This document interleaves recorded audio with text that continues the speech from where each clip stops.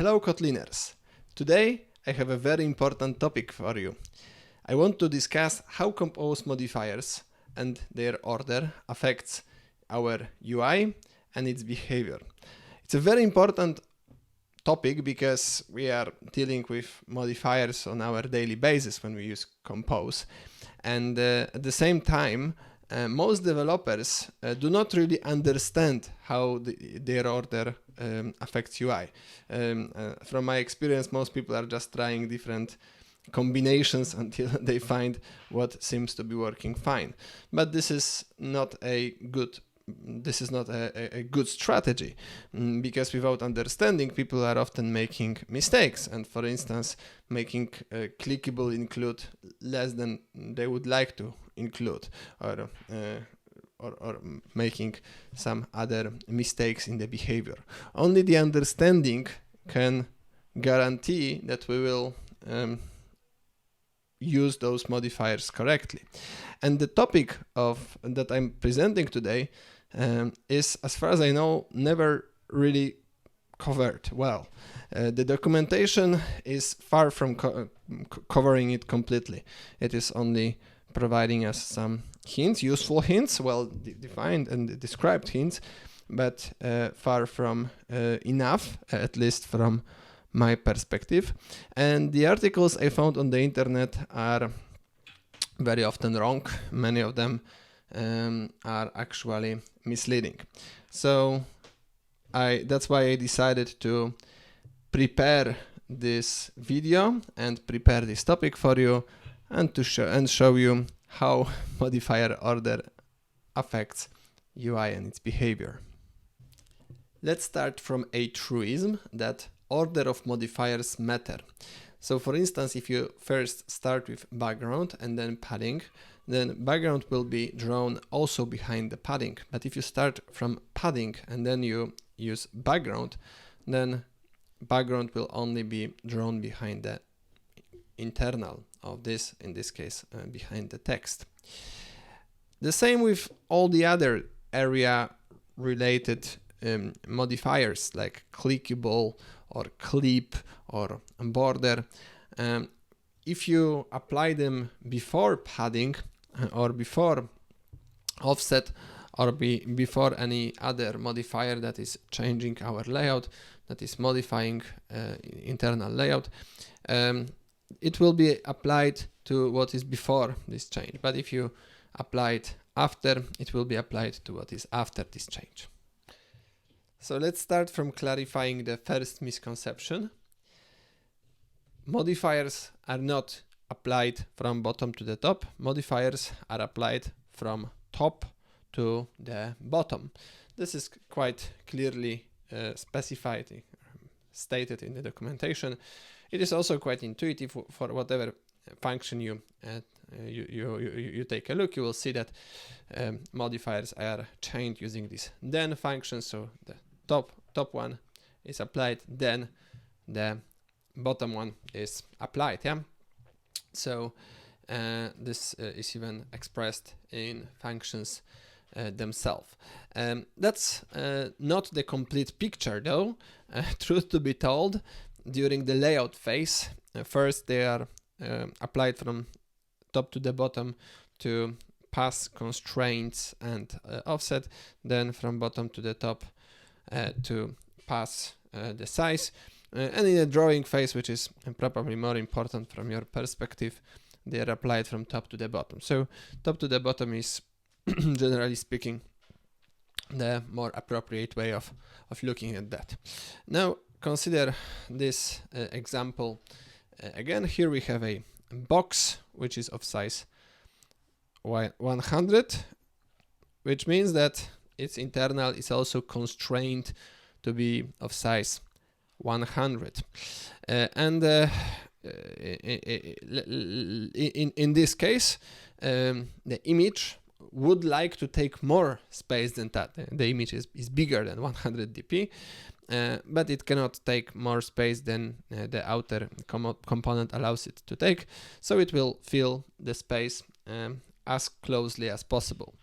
So what happens in here I will start from a simplified view. Later I will show you the more concrete view. Is that first the background modifier draws the orange red background. Then the padding modifier, the padding modifier limits the space, and over the space adds padding and constrains what is below to a smaller size, the space with an offset and smaller size. And then another background green is drawing green on top of that, on top of the red one. Then again, a padding is adding a padding and constraining what is next into this smaller size. And then we have a blue background, so blue that is drawing on top of that. And then again we have another padding that is constraining the size of the picture. How big the picture will be? Well, the internal constraint is 0 to 100. After first padding, it is 10 dp taken from each side, so it will be 0 to 80. After the second one, 0 to 60. After the third one will be 0 to 40. So the size of this picture is only 40 dp, and this is how it works. It can actually be quite nicely tracked down if you want. If you comment all those modifiers, you can see that background red. Well, there is background, but on top of that the picture is drawn. Padding makes the drawing space smaller. Background green draws background in this space, but well, you cannot see that. Padding makes it smaller, so now the green padding is the green background is visible. And again, the same thing with blue. To understand what is going on, you need to understand that modifiers are not like parameters. They are not just an attribute to the current composable. If they were, then multiple padding wouldn't make any difference, or the order wouldn't make any difference. The modifiers are typically portrayed as if wrappers over the composable. But what does it mean? In simplification, you can see them a lot like another composable that is on top of the current composable. That's not completely true. They are not composibles. They are not creating composibles, but the overall behavior is a lot like that. And so the internal of the modifier, the result of the modifier, the space where we can draw, can have a different size, can be smaller, like in padding, it makes it smaller. It can have an offset, like when we use an offset, it is moving this space. It can be moved somehow, yeah? And so when at one step we are drawing something or clipping or doing any other area related behavior, we are applying it to the current state, to the current location of the composable and its constraints, layout of the composable. But after an modifier that modifies the layout, that creates a new layout, like padding, like offset, like size. No, so size not really, but other modifiers, we will be limited, or will operate on a different space. Having that said, let's get back into our rainbow border example, and let's analyze it a little bit more deeply. Remember that our composition and recomposition is divided into 3 phases. First, we have the composition phase. This is where the code is executed. So our composable functions are executed. The tree of composable is defined. This is also where modifier builders are executed, and those builders are defined as wrappers for each composable. Then we have the layout phase. In the layout phase, the compose needs to calculate the offset, the location, and the size of each element.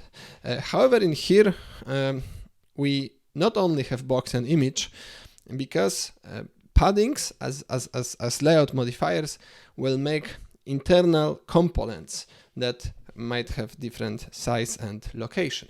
So let's see it in practice. In this case, box is not is constrained by size of 100, meaning that box will have 100 by 100 dp, which means that image is constrained to have width and height of 0 to 100 dp. Yeah? When the padding is applied, the internal, the everything after this padding will be in a smaller window. Yeah. So first there was the window of the image, which, by the way, its size is currently not yet known, but we know whatever size it will be. Inside of it there will be a padding which will have an offset of 10. Okay. And will be smaller by 10 from each size. So this internal layout must is constrained, must be in the width and height from 0 to 80 dp, because 10 dp is taken from each side, and it will have an offset, relative offset to the image or to the box of 10 and 10 dp. The same after the second padding, so 0 to 60, 0 to 60. Another layout inside the previous one, and 0 to 40, 0 to 40. Okay.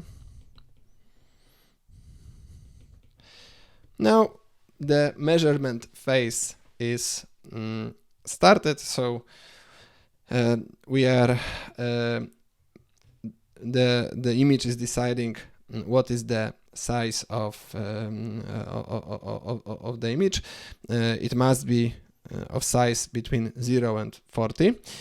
Since this image is greater than 40 by 40 dp, it will take the maximum size, which is 40 and 40, and that's why image will take 100 dp. However, that's not necessarily true. Yeah? If this image would be very small, for instance, if this image would be of 10 dp by 10 dp, then it would decide to take only 10 dp.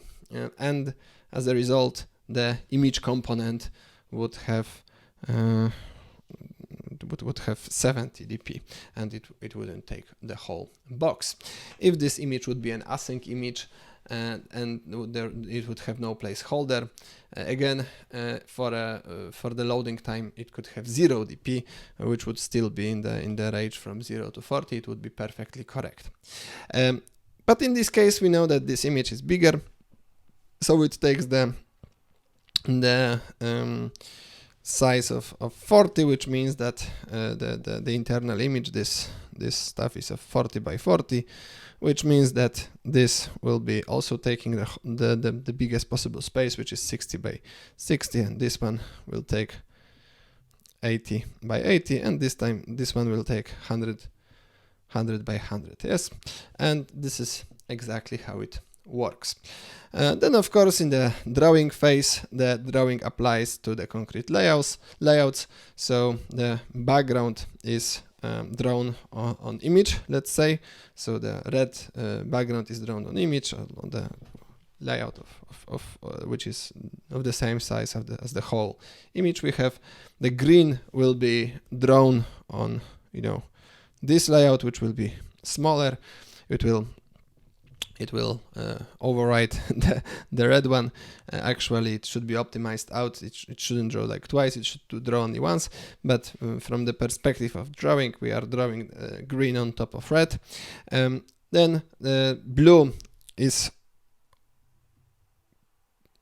drawn on this layout, which is smaller, and the result content will be drawn on the smallest layout, which will be the result of all the paddings applied.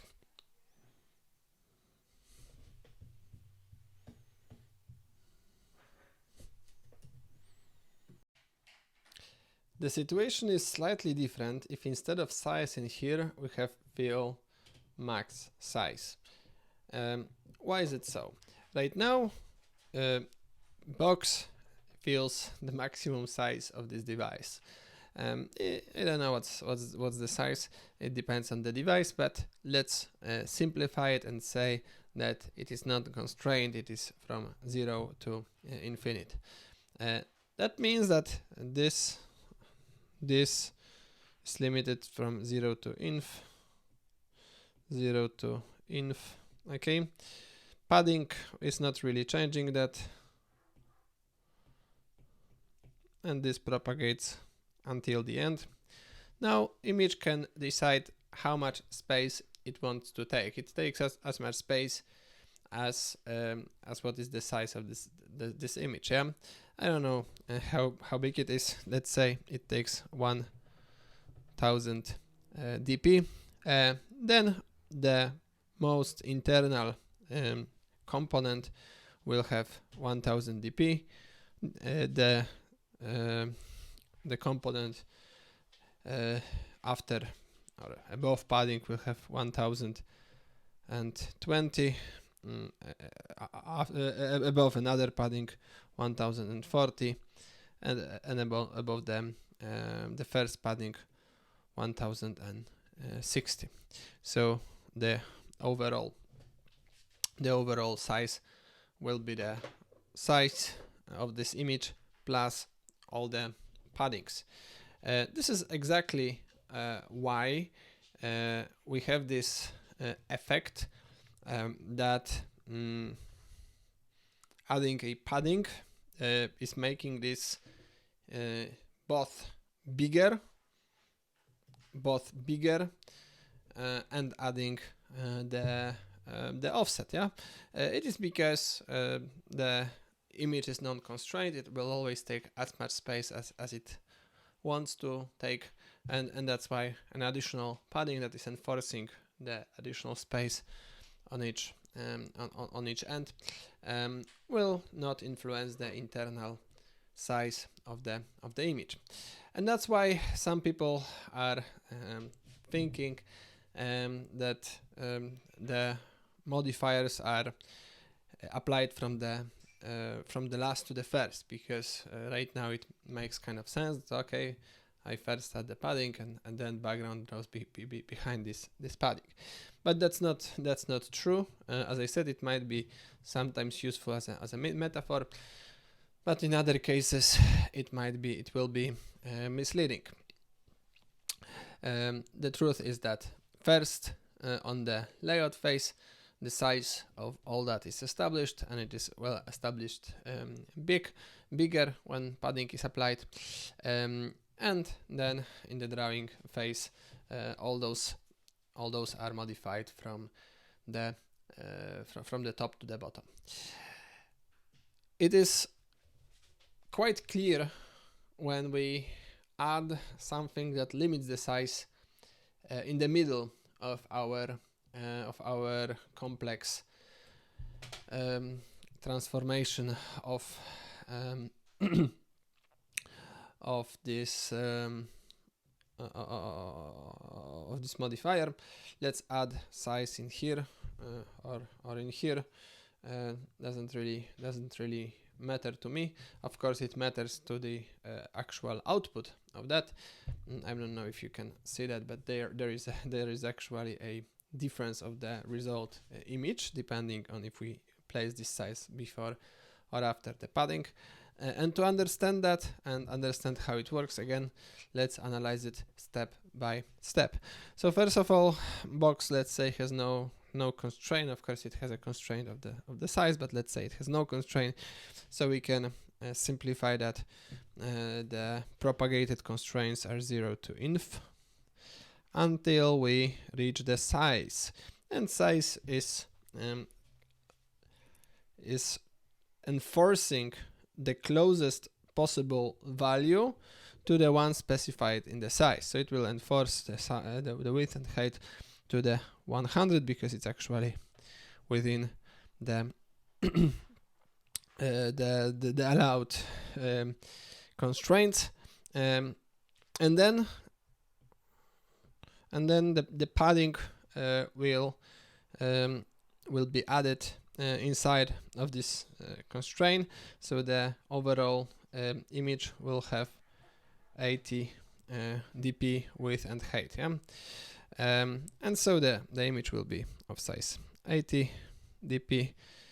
Here it will be 100 dp. After the padding, it will be 100. Above the padding, it will be 120, and above this one, 140. So the overall image, the overall image with the border will take 140 dp width and height, and the internal image will have 80 dp. And it would of course be very different if I placed this size like above this padding. Right now the size would be enforced to 100 in here, limited to 80 or decreased to 80 in here, decreased to 60 in here. So the overall image would only have 60 dp, and the whole image component will have 120 dp width and height. At this place, it is worth mentioning that since size tries to adjust as closely as possible to the constraints and limits them to specific values, using size or similar modifiers multiple times doesn't make any difference. If I for instance used it many times with smaller and bigger values, those other values will have absolutely no effect. Yeah, I hope you can see that. It will have no effect no matter what size I use.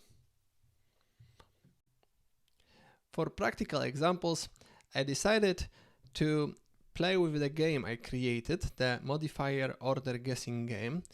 In this game, on all the modes, you can see the same box of size 100 by 100 dp and the same image met with different set of modifiers, and different possible answers are the same modifiers applied in different order.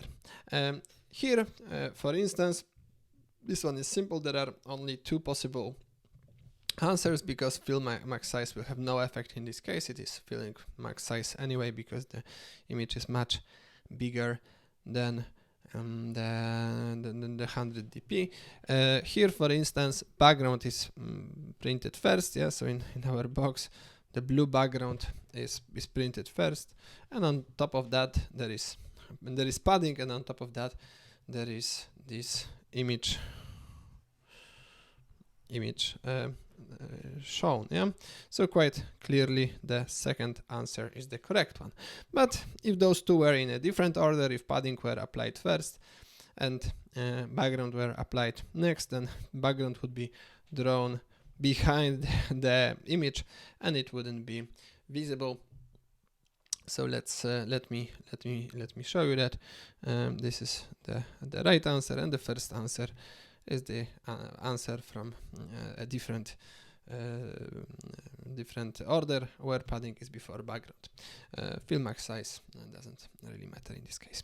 Another example, here you can see first size, then fill max width, then border again. Size will limit the constraints to 30 width and 30 height, so fill max width will have no effect, and then border will be drawn on that. So the second option is the right one. The first option would be the right one if fill max width would be applied first. Then size would only set the height. It wouldn't change width because width would be restricted. We can draw that shortly. First, the constraints are 0 to 100, 0 to 100 width and height. Size is limiting them to the closest possible value to 30. 30 is in between those ranges in both cases, so it is limiting them to 30 to 30, 30 to 30, and fill max width has no effect. But if the opposite would be true, if fill max width would be first, then width would be 100, height would be 0 to 100, and size wouldn't change width, would only change height to 30, and the first answer would be the right one. Let's do one more. Again, this time align bottom end has no effect. Here we first make padding, then we draw background behind the picture, so it's very like the first analyzed option, but in the reversed order, so the first answer is the right one. Here, modifier offset first changes the offset, align bottom end it's actually having no effect in here. Clip is limiting the drawing area, and so this is the right answer. Notice that the first answer would be the right one if clip were before offset. Yeah, then the clip would first limit the drawing area. I can draw that. So right now we have the image area. Offset is changing. Its children is a slightly different area.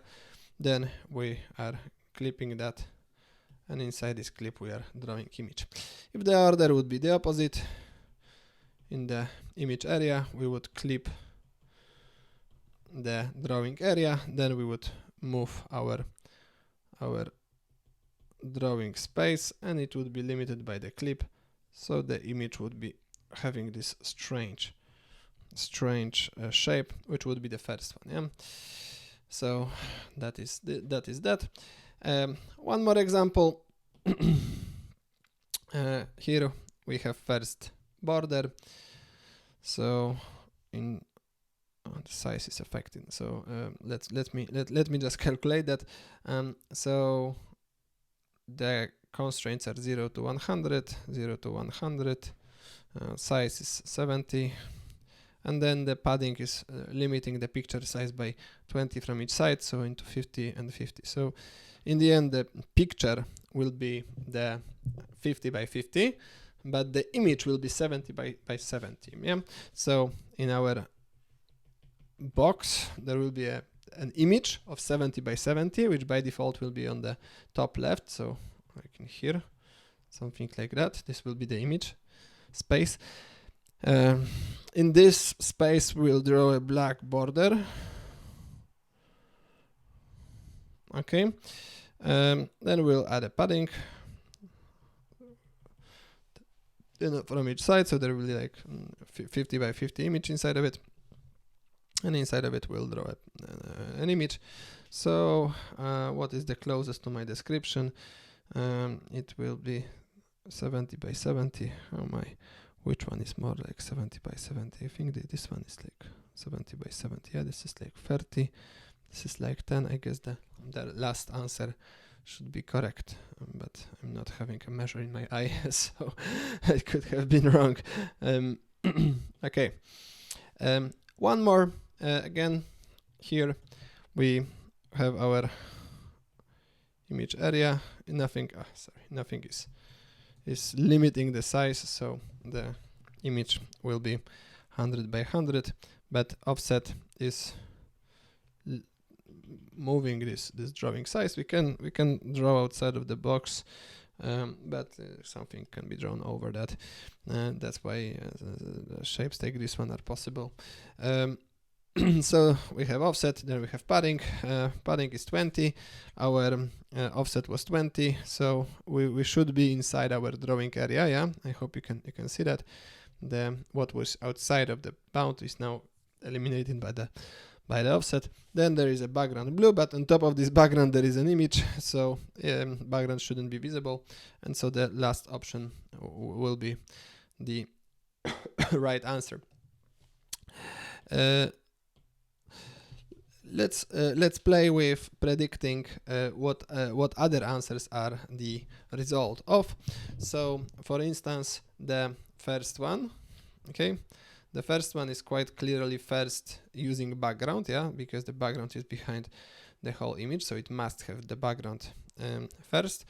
Then we have we are drawing in the same space, so it can be padding and offset.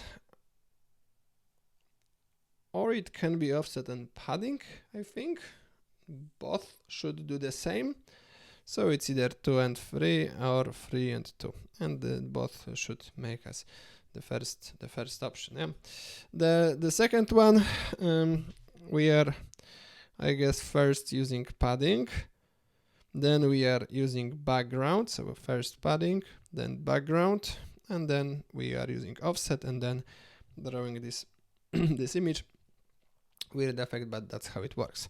And the third one, we are first using offset, then we are using background, and then we are using padding and drawing picture in the middle. Yeah, so you can see this is how different modifier orders generate different UIs. Okay, let's cover more practical examples, but this time we will change our difficulty to extreme, and so here you have much more modifiers and variety of different possible outcomes, and we'll analyze it to predict which outcome should be is the output, the actual output.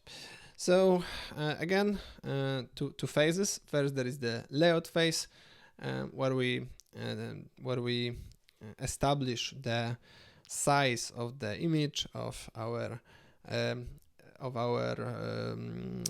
picture inside, etc. So we are inheriting a constraints of 0 to 100. Padding is saying that the internal of this padding can be of 0 to 60, because 20 taken from each side. Border offset changes nothing. Another padding 0 to 40, and this size will effectively change nothing. It will just say it is the closest to 70 which possible, which is 40. So the overall image will have size 40 by 40.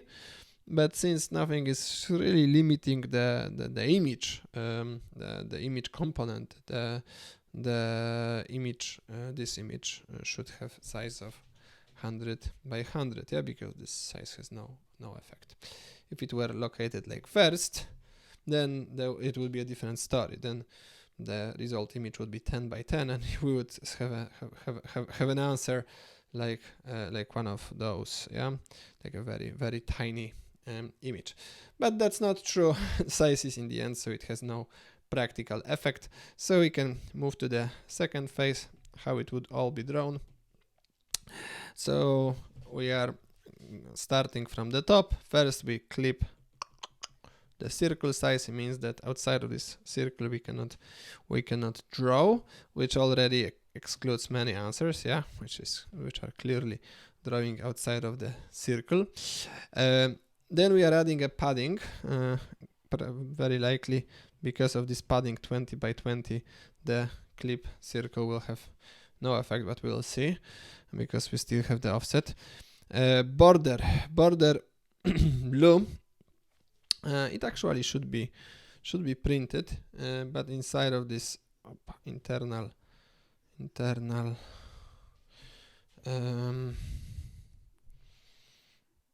internal place. Then we are making an offset. So we are changing our drawing area, something like that. Then we are adding padding again, and now I would need to calculate. It's very likely that our padding eliminates the offset. Yeah, the padding is 10, offset is 10. So actually the drawing area should still be inside of our border, just in the bottom right end of this border, and that's it. So it's quite clearly this answer. Let's check it out. Yep, that's it. We can play with predicting other answers. So for instance, this would be the answer if clip were much later. I guess that's the last step. Yeah. So let me draw that. That would be the answer if clip were last.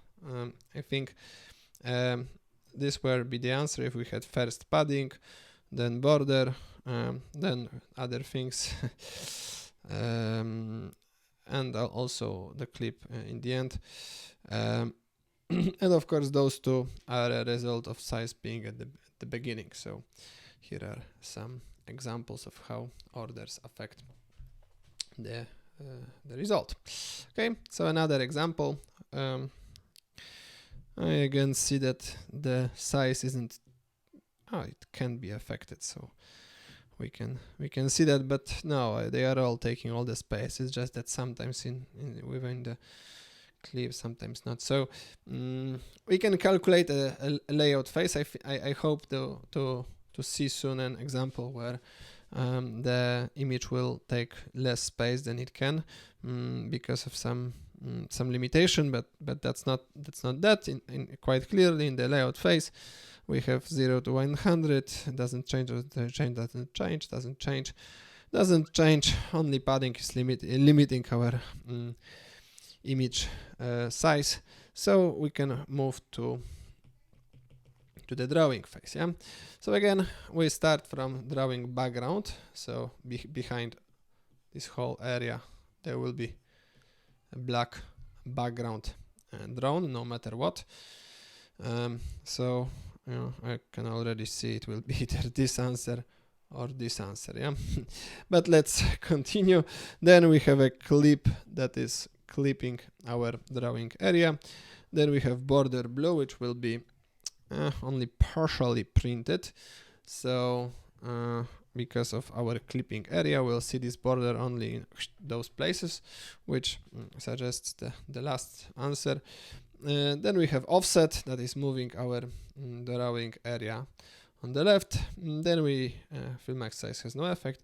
Padding is limiting our drawing area. Offset is 10, padding is 20, so a little bit weird way.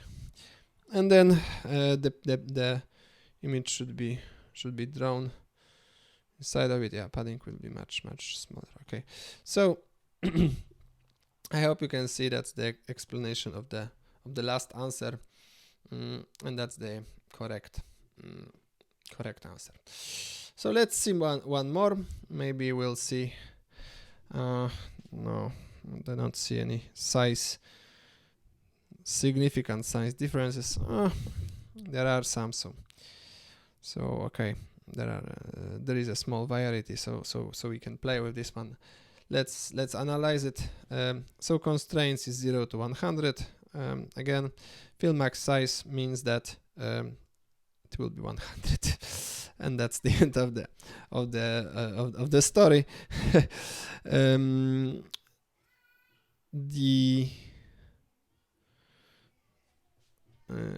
Center fill max size 70 has no effect. Fill max weight has no effect. Border, align, bottom, center. This will be the last answer quite clearly. Okay. Do we have a bigger variety of sizes here? No. So it will also be a simple one. Okay, maybe I can just do it quickly. So nothing really limits my size. I have a drawing space. Border black will be drawn. Okay, circle is limiting my display. Padding is limiting my display. Border blue is having some limited border printing. I'm not sure how much limited is that, but I guess it's one of those, either this or this. And then offset by 10 and drawing the picture. So drawing the picture, we had our offset last. We had our clipping area in here. Offset.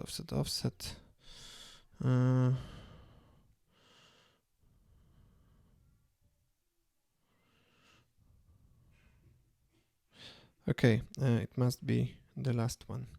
So last one again. So let's see. Here, nice. I like this one because I have many different sizes, and so I can show you how layout phase affects the reasoning. So again, we start with constraints of 0 to 100. Okay, padding enforces the internal to be smaller by 10 dp from each side, so the internal must be from 0 to 80. Okay, and then there is this size 30, which is within the possible range, which means that this component will have size 30. Okay, which means later that the image will have size of 50. Okay. And nothing else limits my size, so the image should also be of size 30. So when we consider drawing that, now I know there is nothing that will change the location. Now I know there will be exactly 1/4 of the square when I can draw. And this is where the image is located. Yeah, the image has size of 50 by 50. By default in the box it takes left upper location. So this is where we are drawing. Yeah? So what are we drawing? So first we are drawing the black background. So again, black background. Then we are adding a padding of 10. Well, 50 by 50. Well, padding 10 is just 30, so quite a significant padding. And inside of it we draw border black. Now, border is not only drawing a border, but it is also clipping, so that nothing can be drawn on top of this border. That's why another border has no effect. The border will surely be black. And so black border on the black background will be just like a lack of border, at least visually, because in fact it will make the image slightly smaller. Then we are making the clip, but clip is also on the background, so background will also be black. So everything is black in here, and there is the image. So we are looking for a black square. That is a little bit weird to me. That's the closest to the description, but this shape looks a little bit not enough roundy, I would say. I would expect it to be a bit more. Oh yes, it's because of the border, but border is making it the smaller image, and also the image shape less roundy. So that should be the answer. Let's check it out. Perfect. So that was my explanation. If you want to learn more about how modifiers and their order affects Compose UI appearance and behavior, I published an article on kt.academy website, kt.academy, where I explain in the text form everything that I explained in this video, as well as much more than that. There are some strict definitions, some nice animations, and among others there is a very short but precise definition of each modifier. So here you can see how size, padding, offset, background and other modifiers work, and with this knowledge you can dominate the game we practiced in this video. If you want to learn even more than that and practice your knowledge using practical exercises, then check out my workshops. The topic of modifier order is in the most deeply covered in the Advanced Compose workshop, which covers different advanced aspects of Compose development. A very important workshop for every Compose developer. It is also a little bit less deeply explained in a Compose Essentials workshop, which is directed to people with less experience with Compose who want to learn using it in the practical way.